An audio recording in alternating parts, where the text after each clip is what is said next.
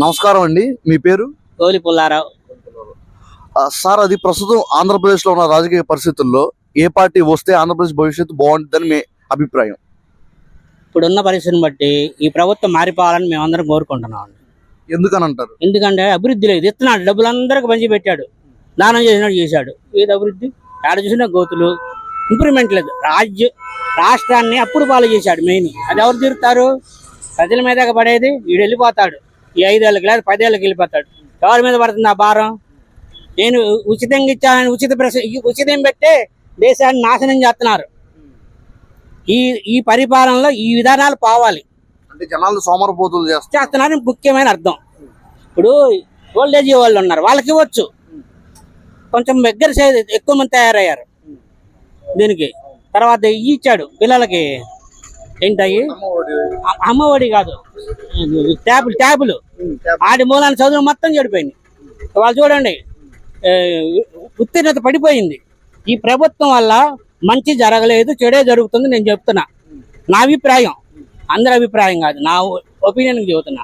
మా brother చెబుతాడేనండి. Sir, ఒక చిన్న క్వశ్చన్ సార్ మీకు కూడా. చిన్న క్వశ్చన్. 2 రోజుల క్రితం 10వ తరగతి పరీక్షల ఫలితాలు వచ్చినాయి. 2 రోజుల క్రితం 10వ తరగతి పరీక్ష ఫలితాలు వచ్చినాయి.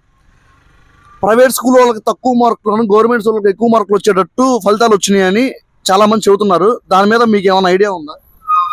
కొన్ని చోట్ల వచ్చి ఉండొచ్చు. ఇక్కడైతే శాంత నాశనం అయిపోయింది, ఉత్తీర్ణత పడిపోయింది. కొన్ని మండలాల్లో టీచర్లు ఏం చదువుతున్నారు, మా మాట ఇంట్లేదంటే అవి చూసుకుంటున్నారు. మా మాట అసలు ఎవడు ఇంట్లో ఏం పాస్ అవుతారు, మేమేం చెప్తాం. పిల్లలు చెడిపోవడానికి పెద్ద కారణం ఇదే అని నేను చెబుతున్నా. ఆ ట్యాబ్లు ఇచ్చి శాంతం చెడగొట్టారు. అమ్మఒడికి ఇచ్చడం తప్పులేదు, పిల్లలకి ఏదైనా ఇవ్వడం తప్పులేదు. మధ్యాహ్నం భోజన పథకం కూడా అమలు సరిగ్గా జరగట్లా. అందులో అవతాకులు బోల్డ్ అని ఉన్నాయి. అది తీసేసేయండి. పుస్తకాలు ఉచితంగా ఇస్తున్నారు. ఈ ట్యాబులు వచ్చాక చదువు అనేది ఆపేశారు. పిల్లలు ఏమీ చదవట్లేదు, పంతుల మాటలు వింటలేదు, టీచర్ల మాటలు, ఇంట్లో వాళ్ళ మాటలు కూడా వింటలేదు. మా ఇంట్లో చెడిపోయిన వాళ్ళు 2 ఉన్నారు. పాస్ అయ్యాడు ఒకడు, 10th క్లాస్ పాస్ అయ్యాడు, తప్పాడు. ఇంకో 9th క్లాస్ వాడు కూడా నాశనం అయిపోయినట్టే. నా మంట నాదనమాట, నా బిడ్డలు పాడైపోతుంది, మనవాళ్ళు. సార్, మనలో మన మాట ఇంకో క్వశ్చన్. రీసెంట్ గా చూసుకుంటే జగన్మోహన్ రెడ్డి గారి మీద రాయి దాడి జరిగింది. అది కొంతమంది ఆయనే చేసుకున్నారంటారు, కొంతమంది టీడీపీ వాళ్ళు జనసేన కలిపి చేయించారంటారు.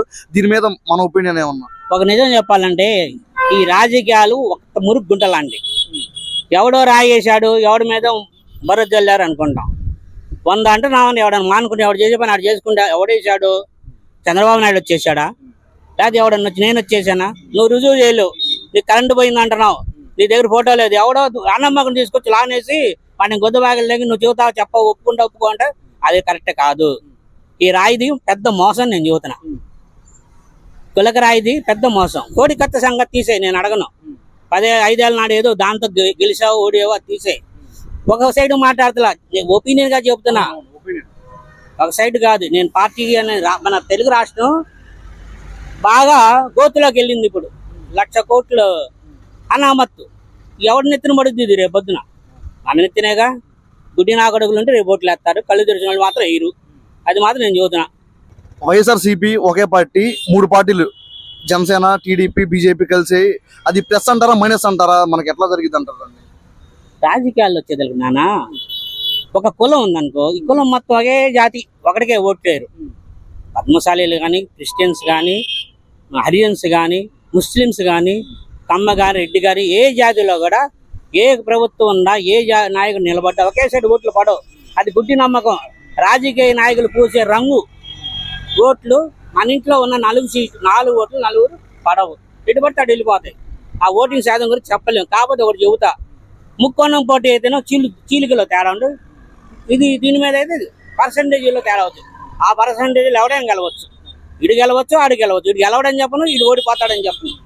ఇప్పుడు మనకి 70% పోలింగ్ ఉందనుకోండి, 35, 50 అంటే 40 ఎవడికి పడితే ఆడు గెలుస్తాడు.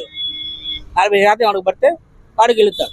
నేను పోలింగ్ ఏజెంట్లుగా, పార్టీ నాయకులు, పార్టీలో కూడా పనిచేశాను. టీడీపీలో పనిచేశాను, కుల సంఘాల్లో పనిచేశాను. మేము ప్రెస్ ఫీల్డ్ మా ఇద్దరిది, ప్రింటింగ్ అండ్ బైండింగ్.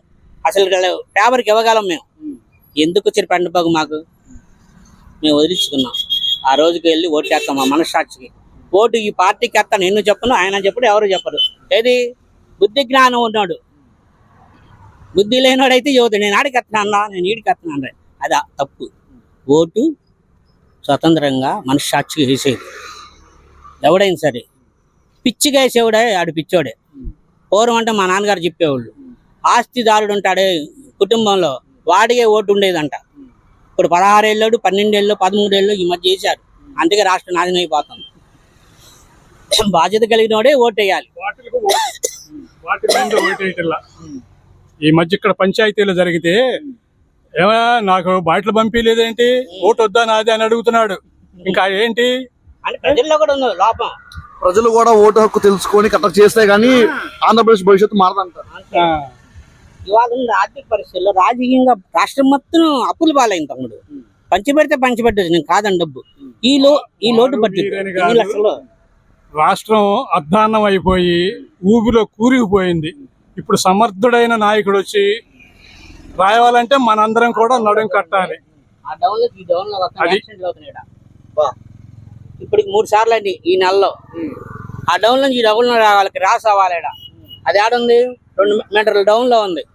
పట్టించుకునేవాడు ఇంకో అడుగు ఒక స్తంభం దగ్గరికి వెళ్ళి ఇంకో గొయ్యి ఉంది, ఆ పైకి వెళ్తే ఇంకో గొయ్యి ఉంది. గోతులు పడిపోయినాయి నాన్న రోడ్లన్నీ.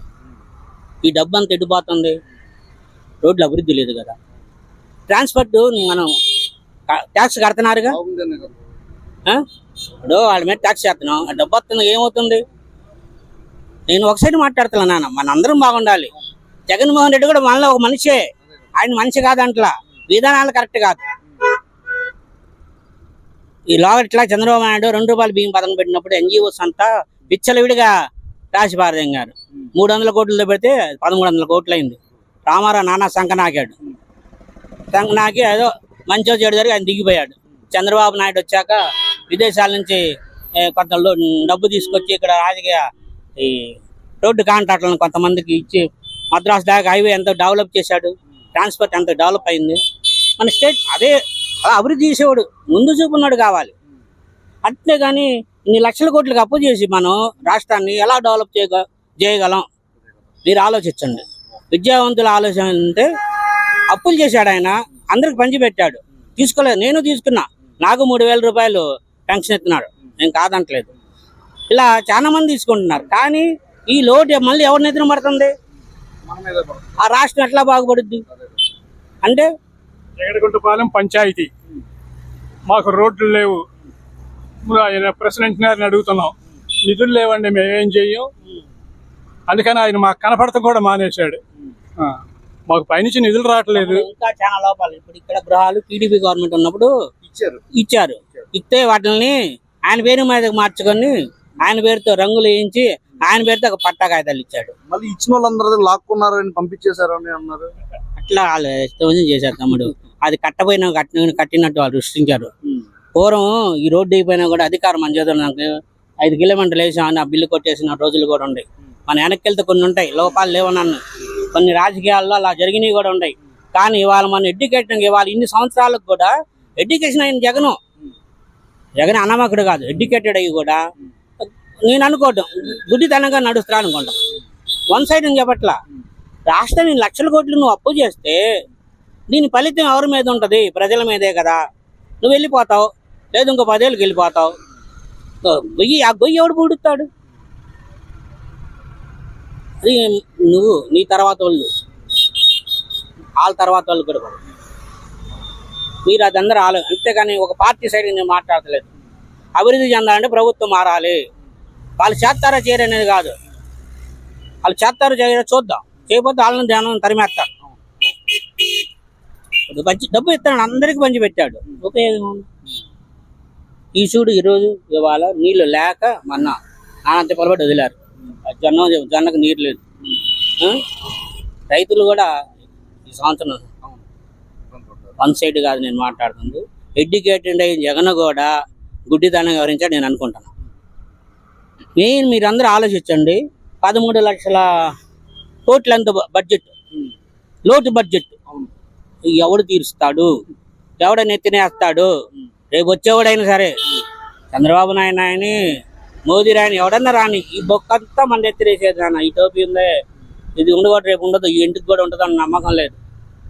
అది మాత్రం అన్యాయం తమ్ముడు. అప్పులు చేసి రాష్ట్రం నడపడం తప్పు. వాస్తవం అండి. ఇంకో రకం, ఇప్పుడు మన ఇంట్లో నీ పెళ్లి చేసి మన పెద్ద పెద్దలు అప్పులు చేసి కుటుంబ సభ్యులందరూ కలిసి తీరవాలి. మరి ఈ రాష్ట్రాన్ని ఎట్లా తీరవాలి? ఇంతే కదా. ఇదే మెయిన్ తప్పు అంటాను నేను. అన్ని విధాల్లో కూడా విద్యార్థుల్లో ఆ లాభం చేశాడు, చివరిలో ఇక్కడితే ఈ రాకపోం చేశాడు. కానీ చాలా గుడ్డిగా నడిచాడు నేను అనుకుంటాను బాబు. రాష్ట్రం ఇన్ని లక్షల కోట్లు అప్పు చేస్తే ఎవడు తీరవాలి? రేపు వీళ్ళు ఉన్నారు, వీళ్ళ తర్వాత వాళ్ళు ఉన్నారు, వాళ్ళనెత్తిన వాళ్ళు తమ్ముడు పడేది, అతను వెళ్ళిపోతాడు. అది మీరందరూ గ్రహించండి. వేరే చెడుగా కాదు నేను చెప్పట్లా. రాష్ట్ర పరిస్థితి మాత్రం అధ్వానంగా ఉంది. అది మాత్రం మీరు పబ్లిక్గా రాయండి పేపర్లో. ఇలాంటి మరిన్ని పెద్దవారి స్పందనల కోసం చూస్తూనే ఉండండి WTV.